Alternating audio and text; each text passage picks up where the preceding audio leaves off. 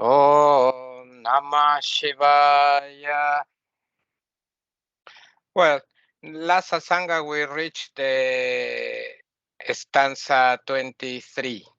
Now I will continue with the stanzas 24 and 25. We're finishing the book soon. Trike Chidananda Dhyaiva Chamukti Saditi Maheshwara Saratvat. Yes, this is not Anushtup meter and cannot chant. Yatanya Visheshamapi Nocheta Prita Geta Dupadeshach Smarieta Hi. Smarieta, would remember. Smri, to remember in Sanskrit.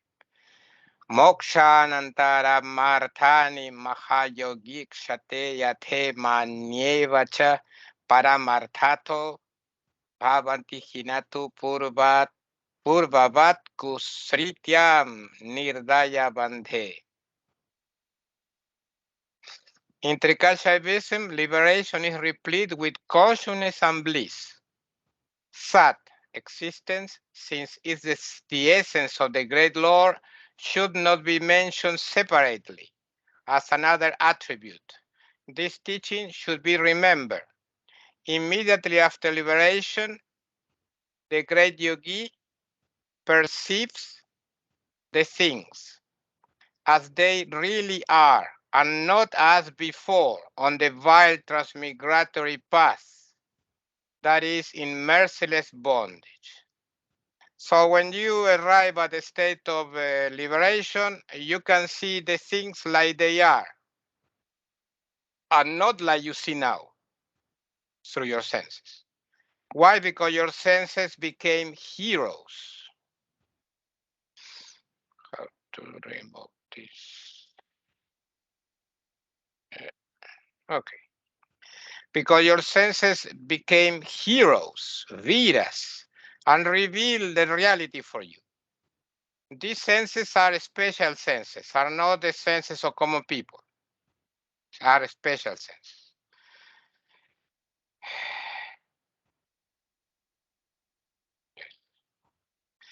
Special senses. So with the help of these special senses, you can see the things like they are. For example, the sakala, the lowest knower, your lowest state, sakala, only can see tattvas between Prithivi, tattva 36, and Prakriti, tattva 13. So all the material world he can perceive, nothing else. He lives there. So if I tell the Sakala, how do you perceive Prithivi? He will tell me I perceive Prithivi, the last tattva, like solidity in the objects, like in this case, yes, from my glasses. Solidity. This is earth.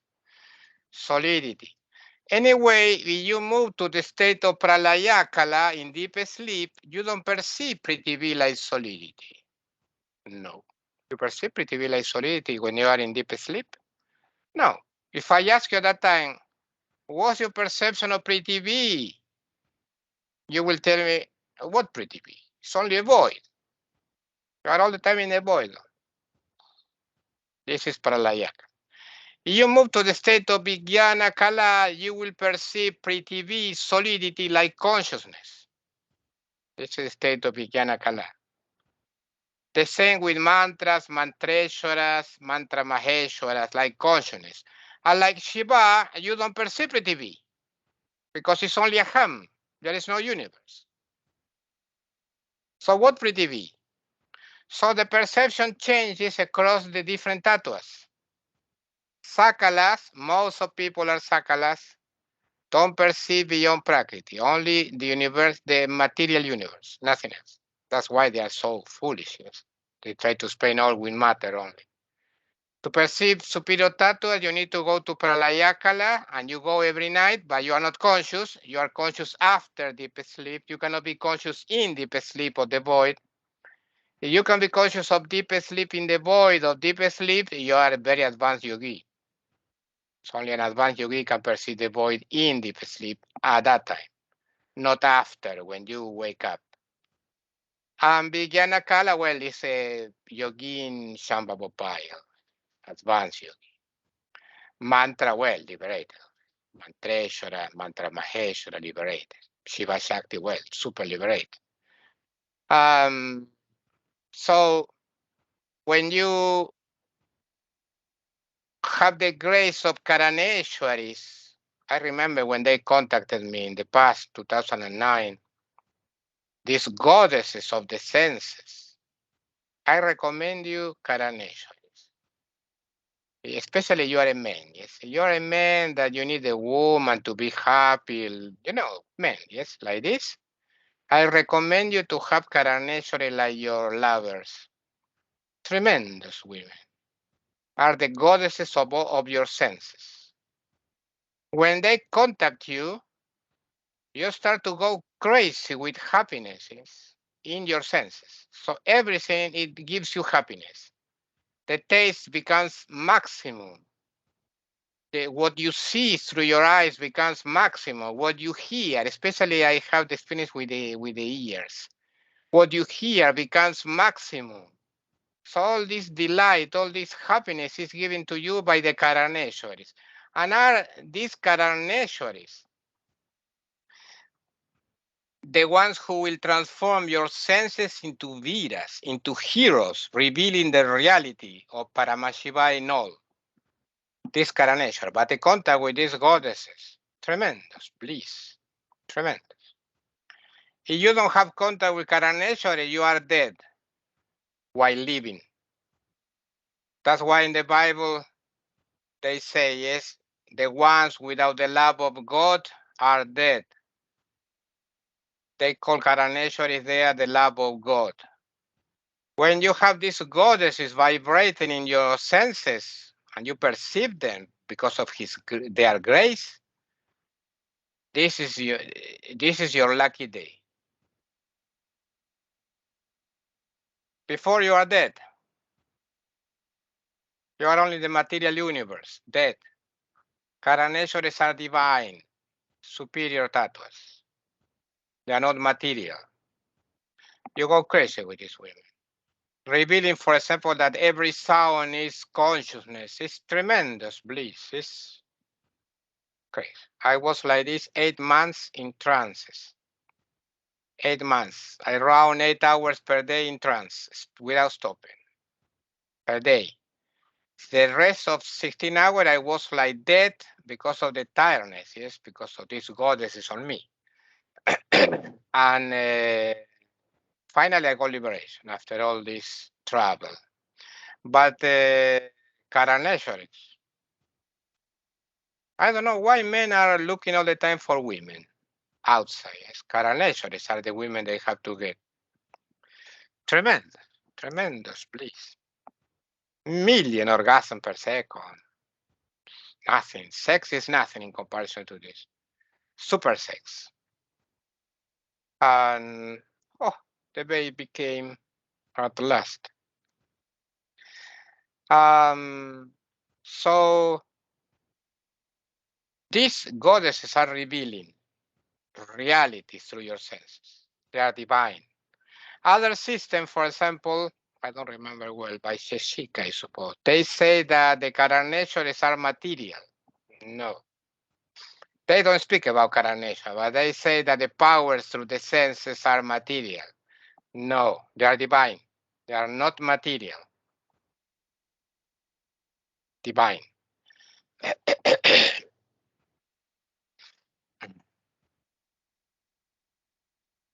Now the scientists discover divinity, yes, but they call it dark because they don't know what is that. So they call it dark matter, dark energy. So they don't know what is that, but it's most of the universe is that. 78% dark energy, and I don't remember the percentage in dark matter, but it's enormous. But they cannot know it because they know that they exist, but they cannot see that. This is divinity, divine. Only yogis can perceive because they are more. So scientists need to be more to go to perceive all these things. If they are only materialistic, they cannot move through beyond Prakriti, Tattva 13. They have to be yogis. So if they are yogis, they can move beyond and see the other part of the universe, the dark universe as well. They call it dark because they don't know what is that, but it's not dark, it's full of light. It's luminous in the universe. It's a divine universe. According to the Vedas, the spiritual universe, divine universe, is 75% of the universe, and 25 is only material, according to the Vedas. It's more or less the percentage they calculate with dark matter and dark energy, more or less. The calculation doesn't specify, according to what my reading, yes, in my entire life, it doesn't specify how the percentage of material universe and the spiritual universe, divine universe. So when I speak about divine, I'm speaking about non-material. What is this? For example, the moon is there because some immaterial entity put it there. Not because there was a crash between the Earth and Theia, and Theia grabbed a portion of the Earth and became the moon, blah, blah, blah. It's not necessary. Some entity, intelligent entity, put the moon there. Finish. We don't need to grab more matter to explain some matter. There is some intelligence.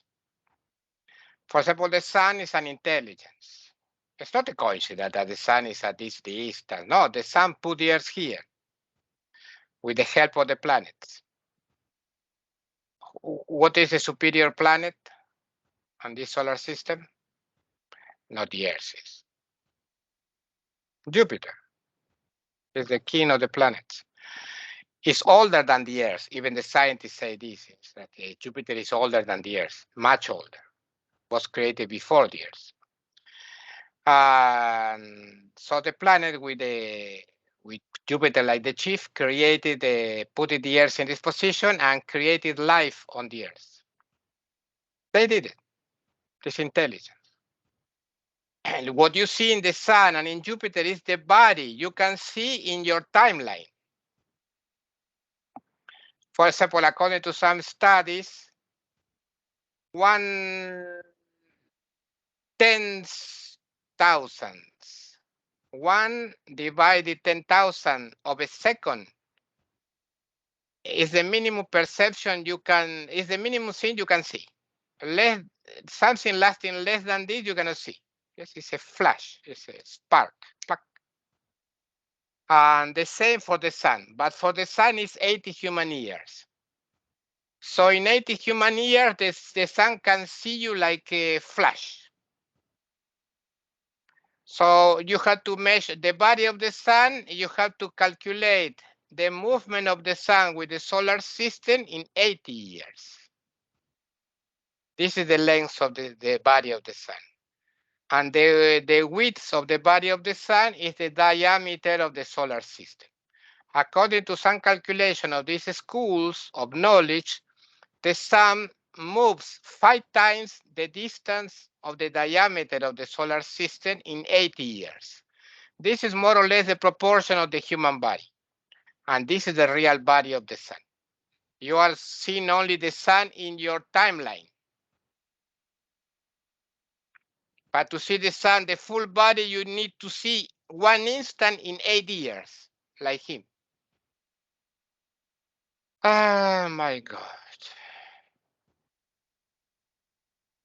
Someday I will explain to you this system for you to see other interesting things. So life was created on this planet on purpose by planets and sun and the Earth.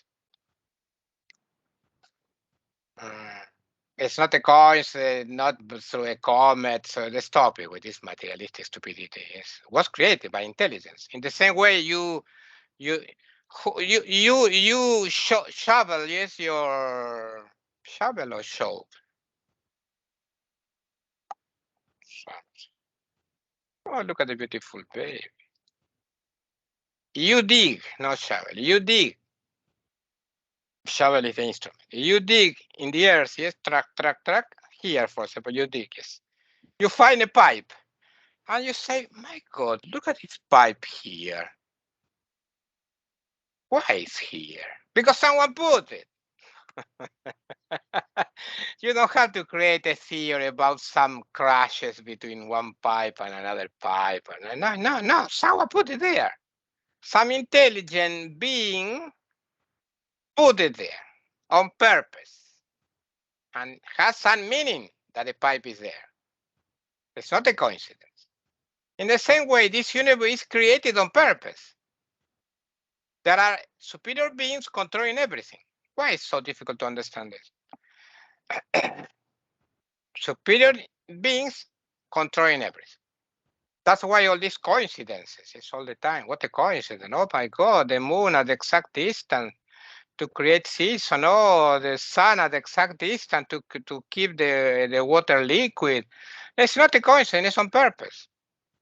It's an experiment. When they dislike the experiment, they will remove the experiment and will create another experiment. For example, now humankind is at risk of being removed from the face of the earth. It's at risk. How? Because of these powers. How? Very easy for us to remove humankind from the face of the earth. Volcanoes, supervolcanoes, and horrible things like this, like at the time of, remember the Deccan, in Mesozoic in Spanish, Mesozoic at the age, Mesozoic at the end of the dinosaurs. Some explosion, eruptions of supervolcanoes in the Deccan in India, destroy everything. Well, something like this, destroy humankind, finish, and create another humankind. They did it before this, many times. That's why in some system of knowledge, they say that the ants, the different species of ants and bees are previous humankinds that were reduced to the size of ants and bees for them not to bother us, anymore. You see that those bees and ants, they share some common feature. Ants are bees. What is the common feature they share? These insects. They are communist.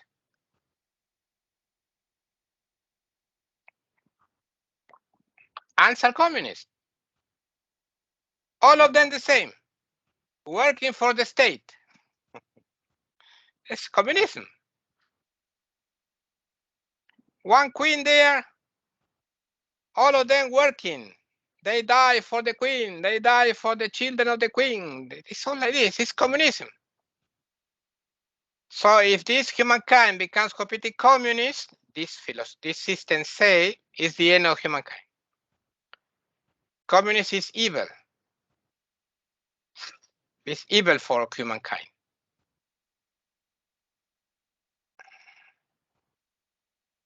You realize that bees are communist? All are the same, like in communism, yes? All are tools only for the state. No individuality making a difference. All are the same. Nobody cares. All the same working together like workers only. It's a communism. If you don't believe me, read about communism. Yes. And so when they became communists, this previous humankind, they were exterminated by the sun and the planets and the earth and created another humankind. So it's important individuality to make a difference. You are different from me. This is the important thing in a humankind, to be a success. What is the meaning of this? That you evolve, you have an evolution. You are not a worker, like masses of work, like in communism. Yes, no, you have an evolution, different. And communism is atheist too. Yes, they don't believe in God. It's a godless system. It's evil. So you are communist. Sorry. Sorry for you. You are communist, little baby. Poor little baby. She cannot be communist. She's little. Look at so lovely. Little baby, this woman there, Keyurabati.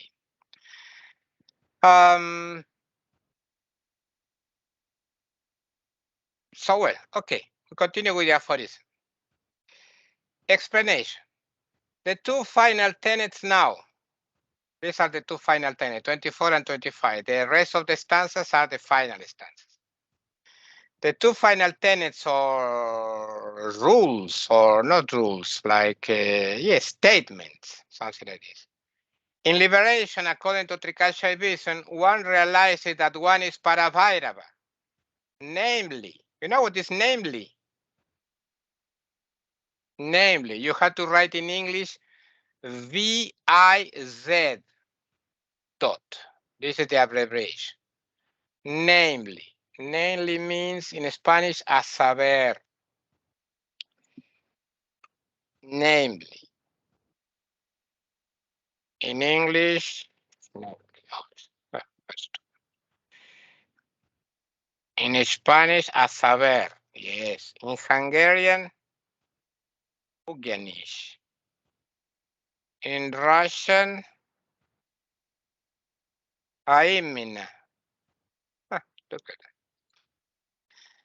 So, namely, one realizes in liberation that one is Parabhairava, namely a compact mass of consciousness and bliss.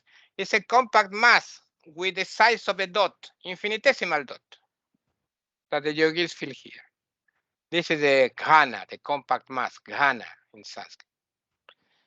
Consciousness and bliss. So Chidananda, consciousness and bliss, Chidananda, Ghana. Not the country Ghana, Ghana with GH, Ghana. And a compact mass of consciousness and bliss.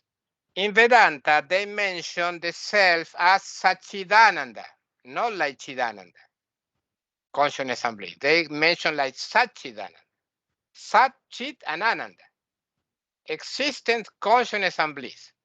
According to Trika and to Lakshmana Ju, on the video you can see him.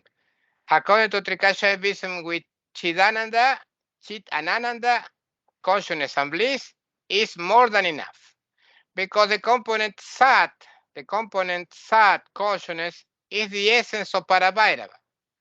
No use to mention it separately as another quality of Parabhairava then, because Sat is Parabhairava. He exists, Aham.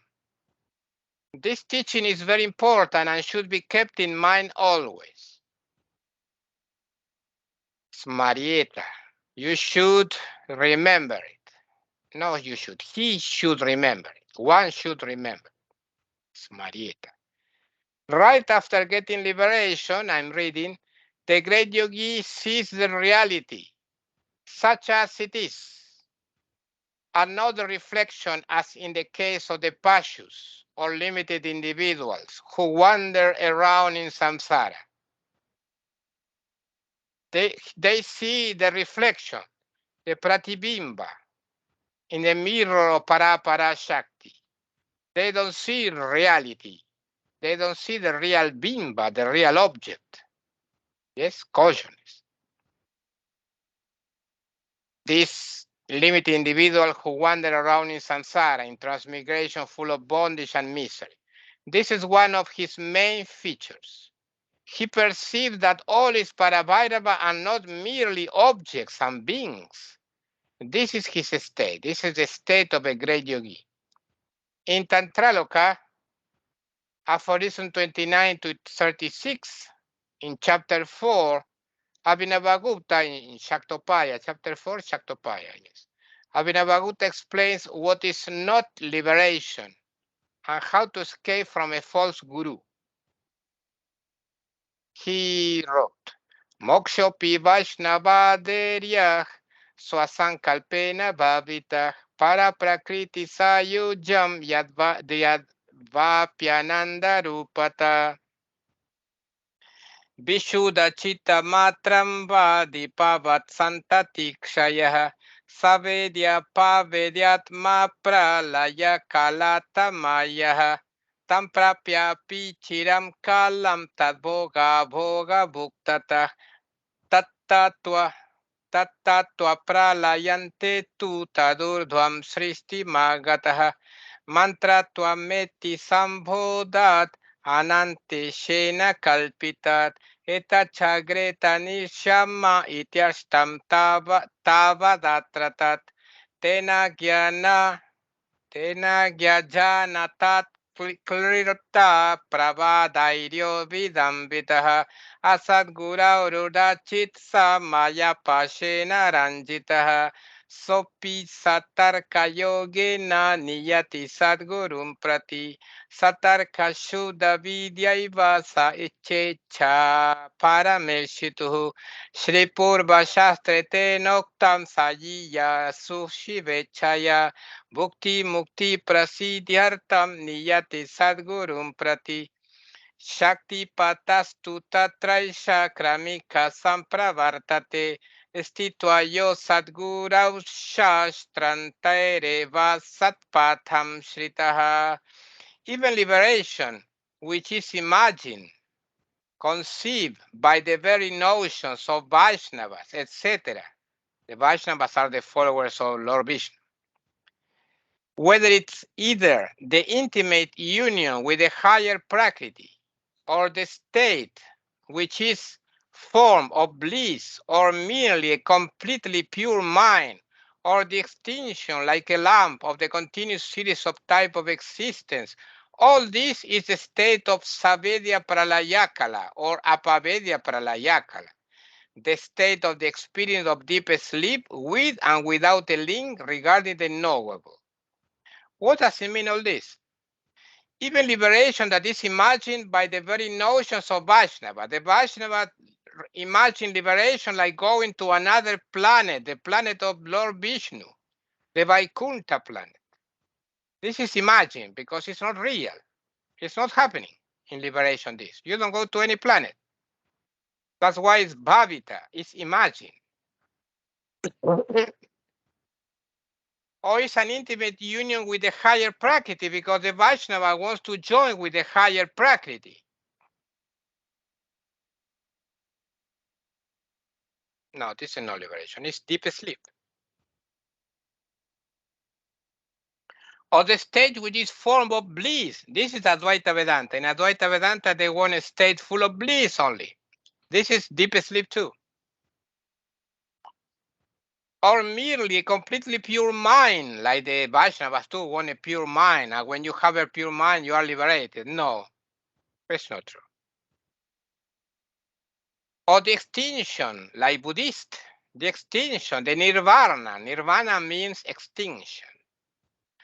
Like a lamp extinguished of the continuous series of extinction, like a lamp of the continuous series of type of existence. So you escape from reincarnation. This is liberation. No, it's not liberation.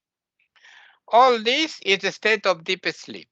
Savedya pralayakala or apavedya pralayaka. Savedya pralayakala is the pralayaka who remembers the state of deep sleep when he wakes up. Savedya, he has Vedya, he has the object with him. So the object, the void he saw in deep sleep is coming with him when he wakes up. So when you ask him, what did you experience? He will say, oh, I was sleeping very sweet. I was in a void. Oh, I remember that I dream about nothing. But in the Apavedya, without Vedya, Apavedya, without the Vedya, he will say, I know nothing. I don't remember, I know nothing. It's without Vedya. He cannot remember the object in deep sleep. Okay. The one who partakes of the enjoyment or absence of it, of enjoyment, derived from that delusion associated with the state of Pralayakala, even after having obtained that liberation as proposed by Vaishnavas, by Advaita Vedanta, by Buddhists, etc., a long time ago, subsequently, upon the dissolution of that category of Maya, arrives in a manifestation superior to that, to the manifestation at the level of Maya, where the Pralayakalas live. And due to an awakening performed by an Anteshwara becomes a mantra. So some of these beings who attain the state of the higher Prakriti in deep sleep, yes, in Maya, So when Maya is dissolved, sometimes some of them get the grace of an Anteshwara. Who is an Anteshwara? The Lord of the Mantras. The Lord of the Mantras. Another name for an Anteshwara? Very famous. In all the news you can see him. Agoresha. Agoresha. The Lord of Maya. So by the great of Ananteshas, those beings who attain liberation in Vaishnavism, in Advaita Vedanta, in Buddhism, can be elevated to the state of mantra, Tattva 5.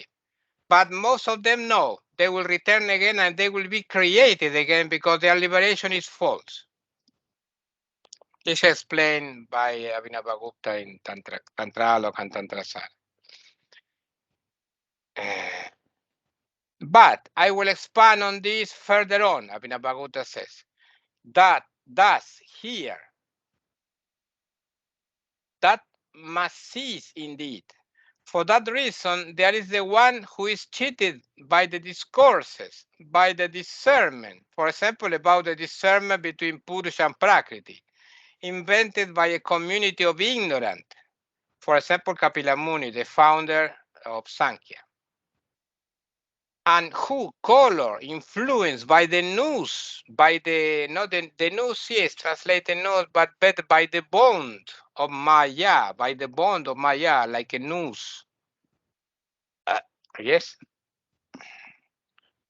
of Maya, put his trust in a false guru. But even that person is led toward a true guru by means of good reason. So you go to Vaishnava, to Advaita Vedanta, to Buddhists, you are in the hands of a false guru there because it's not real liberation what they are proposing. But even that person is led toward a true guru by means of good reasoning, by satarka. Satarka is a state of grace where you have good reasoning by means of Shuddha Vidya, the grace of Shiva. Good reasoning is only Shuddha Vidya, pure knowledge, not the category 5. Shuddha Vidya, the grace of Shiva. Shuddha Vidya, not the Tattva 5. And she, Shuddha Vidya, is the will of the Supreme Lord. That's why it is said in Venerable Malini Vijayotara Tantra, the one who desires to attain bhukti and mukti, worldly enjoyment and spiritual liberation, then, by the will of Shiva, he is led toward a true guru, to a Sadguru, in order to get worldly enjoyment, bhukti, and spiritual liberation, mukti. However, this descent of power, grace bestowal, takes place there successively, gradually, so that he who served and obeyed a false guru or another scripture, false scripture, can take the right path, the path of Shiva. I will explain now with the book. I explained already, but I explain better with the book. All the conceptions of liberation which are held in high esteem by the followers of Vishnu and the like, Advaita Vedanta, Buddhists, etc., have to do with an union with the higher Prakriti, or a state full of bliss, or the attainment of a pure mind, or the extinction, it's like a lamp, of the whole series of different types of existence, the constant abandoning one type of body to acquire another type of body. According to Trika Shaivism, all those conceptions of liberation cannot go beyond deep sleep. Abhinavagupta mentions two experiences of deep sleep. On the one hand, Savedya Pralayakala is the Pralayakala, the experience of deep sleep, Pralayakala, who has a link with the Vedya or knowable. What do I mean by that? He was in the void of deep sleep, but he has sensations about that, which are Vedyas or knowables, objects. For example, he can say, oh, I was sleeping so peacefully. On the other hand, Apavedya Pralayakala is a Pralayakala who has no link with the Vedya or knowable. He was in the void of deep sleep, but he has no sensations about that. For instance, he can say, oh, I do not remember anything. This is the difference then. I already told you. Therefore, all those types of liberation put by inferior points of view, such as those of the Vaishnavas, followers of Vishnu, as those of Advaita Vedanta, and even as those of Sankhya, etc., Buddhists, etc., are just imagination. Real liberation is not like this. Real liberation has only to do with the acquisition of the absolute freedom of Paravairava. As a result, all those supposedly liberated beings in Sankhya, Vaishnavism, Advaita Vedanta, etc., are only residing in the void of Maya as pralayakalas, or experience of deep sleep. At the time of the dissolution of the universe, the Maya category is dissolved. When Brahma goes to sleep, the creator goes to sleep, Maya is dissolved. You know this, yes? And Brahma starts to sweat in the night, so the universe becomes completely wet. You know this story?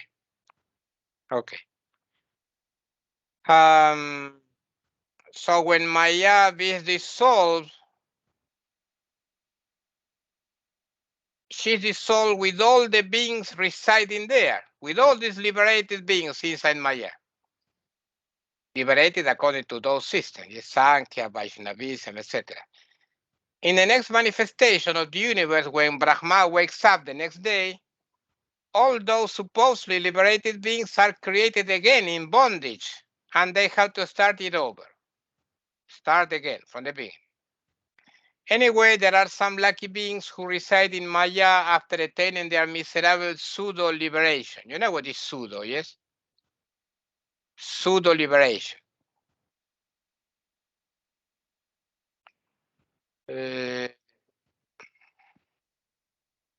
Pseudo.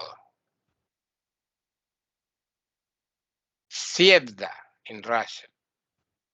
In Hungarian, al. So, some lucky beings.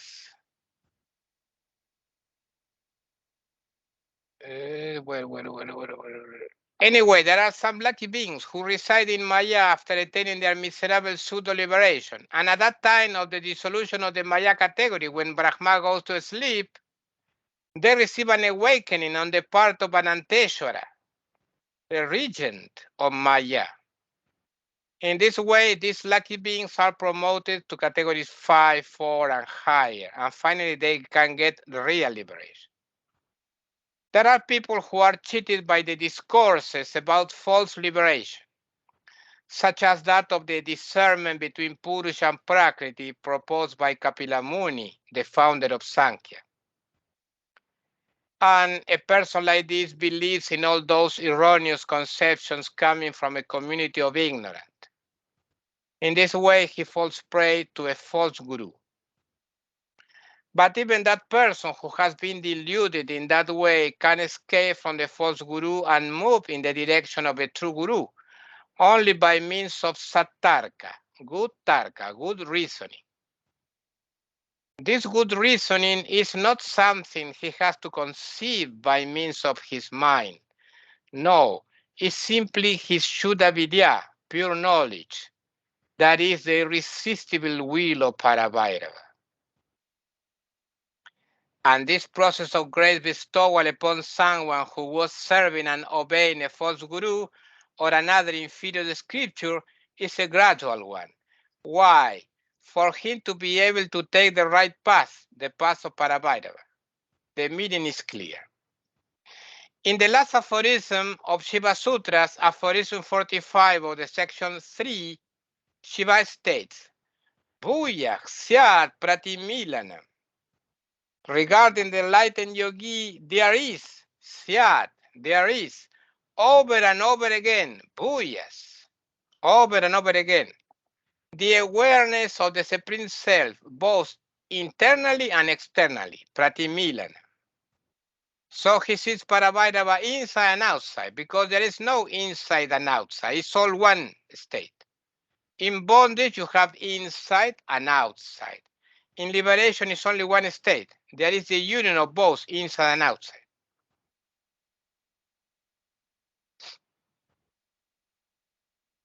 Sheikh Shemaraja commented on this aphorism in his Shiva Sutra Marshini.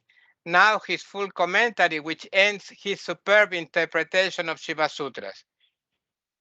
Kshemaraja wrote in prose, Chaitanya Atmana Swarupa Dudita Syasya Vishwasya Bhuyah Punar Vigalita Veda Samskarat Mana Bahulyena Cha Pratimilanam Chaitanya Vimukyena Nimilanam Punarapi Chaitanyatma Swaswarupon Milana Rupam Para Yoga Vinivishtasya Yogino Bhavati Taduktam Shri Swachande Udmana Parato Devi Tatratmanam Niyojayet Tasmin Yuktas Tato Hyatma Tanmayascha Prajayate Iti Tatacha Udbodito Yatha Bahnir Nirmalotiva Baswara Nabuya Pravishe Kashtam Tatat Madhwana Udritaha Malakarma Kaladvaistu Nirmukto Vigata Klamaha Tatrastopi Navadhyeta Yatotiva Sunirmalah Iti Bhuya Syaditya Vidadato Yamashayo Yachiva Twa Masya Yogino Napurvam Mapitu Swabhava Eva Kevalam Maya Shaktyutha Pita Swabhikalpa Daurat Myadhavasa Tanayam Pratyabhambrashtum Shama Iti Asyokta Paya Pradarshana Kramerna Tadeva Vivyajata Iti Shivam. Ahí the schedule finish, Iti Shivam. May there be welfare for all. So he wrote, a pratimilana, completely free from any residual impression of duality, takes place over and over again in the case of the yogi who is immersed in the highest yoga. A pratimilana of this universe which has arisen from his own essential nature or consciousness in absolute freedom. This pratimilana is, on one hand, an inward absorption in the Supreme Self, nimilana, when the yogi is oriented toward the inner consciousness, and on the other hand, an outward absorption in the sense Supreme Self, where the yogi experiences the entire universe as being his own essence, whose nature is the same Chaitanya or consciousness. That's what is described in Venerable Swachanda Tantra. O goddess, Unmana is beyond Samana. One should join oneself to that, to Unmana. Consequently, the self who is united with that becomes identical with that. Unmana is the highest state of consciousness, without any mind. So also in the very Swachanda Tantra, it has been said, as a fire that has risen pure and very radiant from a piece of wood does not enter the piece of wood again, so the self who has arisen from Sharadwa, from the six courses, being liberated from Arnavamala, Karmamala, and Maya Mala, is a Vigataklama, or one whose fatigues have ceased, a person without any fatigue. Remove all this crap from him. Even though he dwells there in the world, he is not bound by the pleasure of this world, since he is extremely immaculate. Swachanda Tantra, section chapter 10, aphorisms 371, 372. Next, Shamaraja continued to say, insane, bhuyah syat, or there is over and over again in the aphorism, this is the intention of the one who declares it, that is Shiva, the author of Shiva Sutras, that the Shivahood, the state of Shiva of this yogi, is not quite new, but rather his own essential nature, only an account of the wickedness of his thoughts aroused by Maya Shakti by his power to produce duality, although that the state of Shiva was manifest, he was not able to recognize it, to touch it. In this manner, that state of Shiva has been now manifested for him, for the enlightened yogi, by the series of aphorisms showing and explaining the means which had been described. Let there be welfare for all beings. And this is the end of his commentary about Shiva Sutras. So, when the great yogi experiences Paravairava only inside as the inner self, this is called Nimilana Samadhi or trance Samadhi with closed eyes. So he's in trance, like conscious of his own self inside. Or trance with closed eyes. And when he experiences Paravairava only outside as the whole universe, this is called Unmilana Samadhi or trance with open eyes. Unmilana, open eyes. And when such a sublime yogi is able to experience Paravairava both inside and outside, this is known as Pratimilana. Nimilana and Unmilana, inside and outside. Or trance in both cases, with closed and open eyes. This is the great achievement of this supreme yogi. Therefore, this yogi experiences Paravairava both inside and outside. Inside, Paravairava appears as his inner self or real I, and outside he appears as the entire universe full of the glory of the Supreme Self. Therefore, such a liberated yogi perceives only Paravairava the whole time. What's the meaning of samana, unmana I was speaking about, yes, in Swachanda Tantra? Samana is the last stage before reaching unmana. Samana is just consciousness that appears as an activity of thinking, but without any object to think about.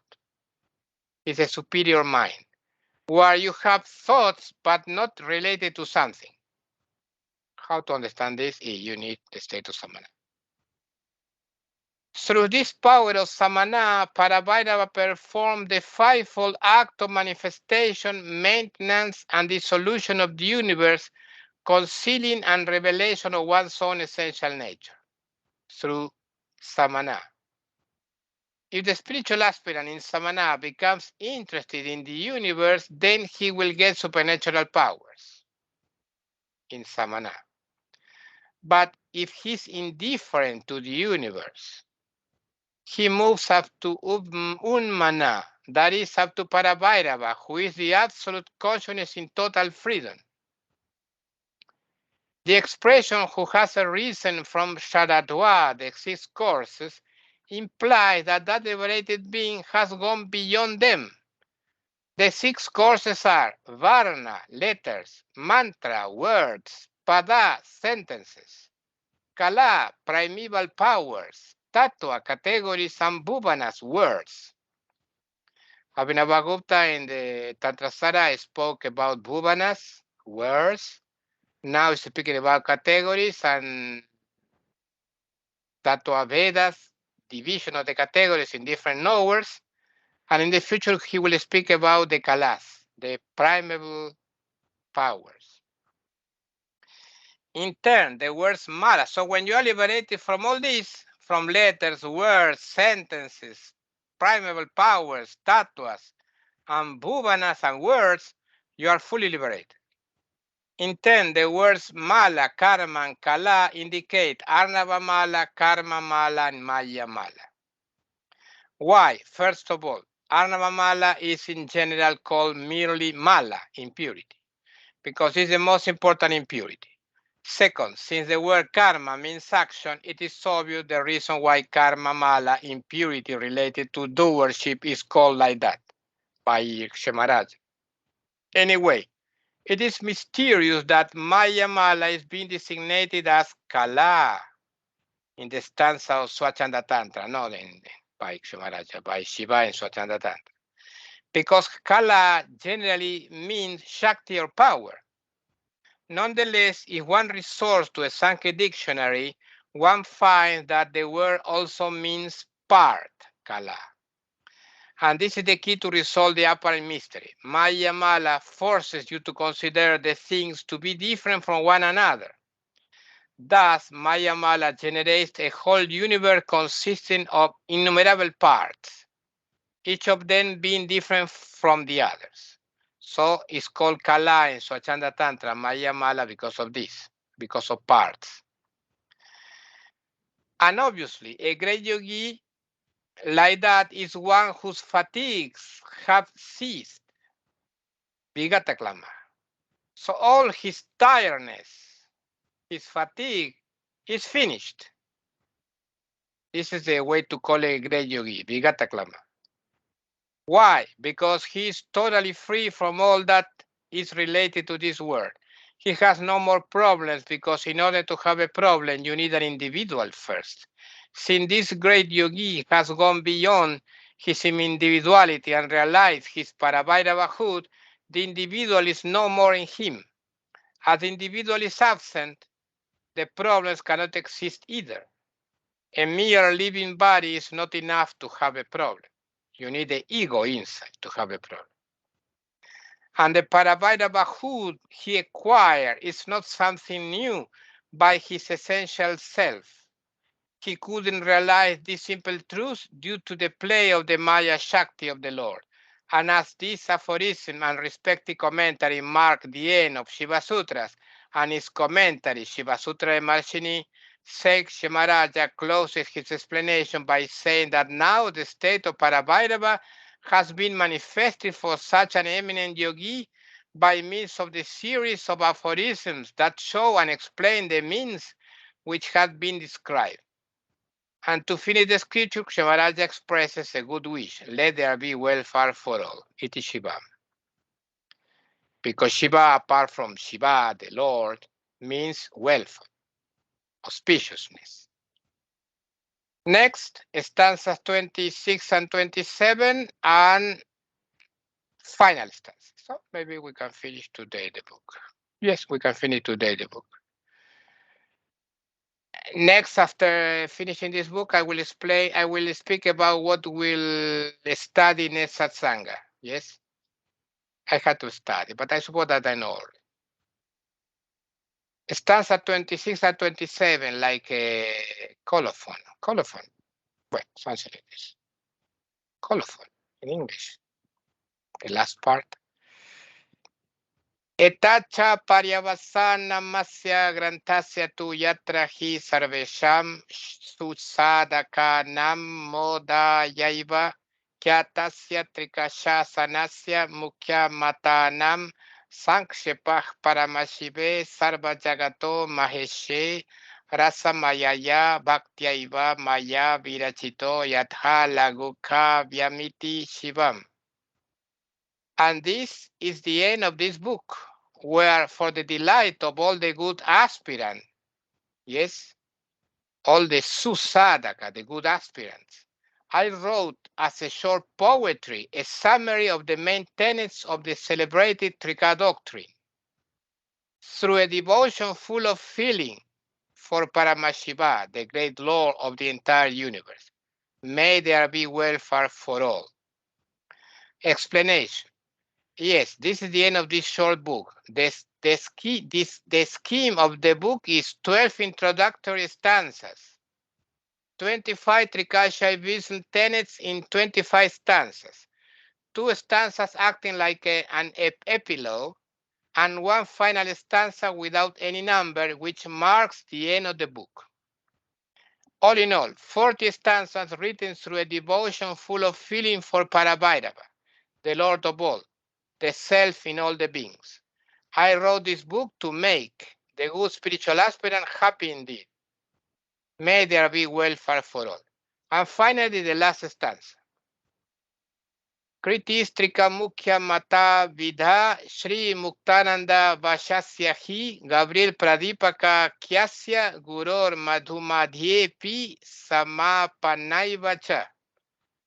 The work called Main Tenets of Trikashaivism, Trikamukhyamatāni, by Guru Gabriel Pradipaka, who depends on revered Muktananda, is finished in the middle of spring. because I finish in spring. Explanation to finish. I, Guru Gabriel Pradipaka, disciple of Swami Muktananda Paramahansa, finished in the middle of spring 3 years ago.